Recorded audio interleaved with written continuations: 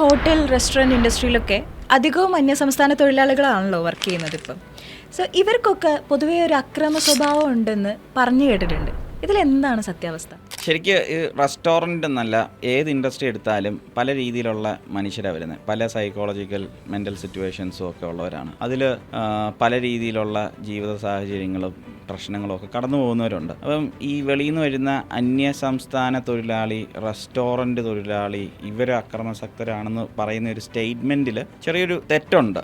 കാരണം ഈ പല ക്രിമിനൽ കേസുകൾ എടുത്തു കഴിഞ്ഞാലും റെസ്റ്റോറൻറ്റ് ഇൻഡസ്ട്രിയിൽ നിന്ന് മാത്രമല്ല, വേറെ എന്തെങ്കിലുമൊക്കെ ജോലി ചെയ്യുന്ന പലരും പല ക്രിമിനൽ സ്വഭാവമായിട്ടുള്ള കാര്യങ്ങൾ ചെയ്യാറുണ്ട്. അന്യസംസ്ഥാന തൊഴിലാളിയാണോ കൂടുതൽ അക്രമാസക്തർ, അതോ നമ്മുടെ മലയാളികൾ ഇവിടുത്തെ നാട്ടുകാർ തന്നെ ആണോ എന്നുള്ളത് പരിശോധിച്ച് കഴിഞ്ഞാൽ ഈയിടെ നടന്നൊരു 2 കൊലപാതകങ്ങൾ, റെസ്റ്റോറൻറ്റ് ഓണറിനെ കൊന്ന കൊലപാതകങ്ങൾ എടുക്കുകയാണെങ്കിൽ മലയാളികളായ തൊഴിലാളികളാണ് അവരെ ആക്രമിച്ചതും ഈ കൊലപ്പെടുത്തിയതും ഒക്കെ. അപ്പോൾ അങ്ങനെ നോക്കിക്കഴിഞ്ഞാൽ ഇതിൽ അന്യസംസ്ഥാനമൊന്നോ അല്ലെങ്കിൽ ഇന്ന ഇൻഡസ്ട്രിയിൽ നിന്നോ ഒന്നും ഇല്ല.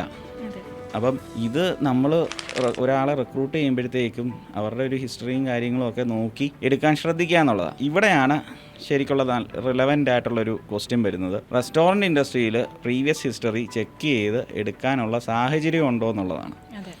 അത് വളരെ കുറവാണ്. അതുകൊണ്ട് ഇങ്ങനത്തെ ക്രിമിനൽ ബാക്ക്ഗ്രൗണ്ടുള്ള പലർക്കും ഈ ഇൻഡസ്ട്രീസിൽ വന്ന് വർക്ക് ചെയ്യാൻ ഉള്ള ഒരു ഓപ്ഷനുണ്ട്.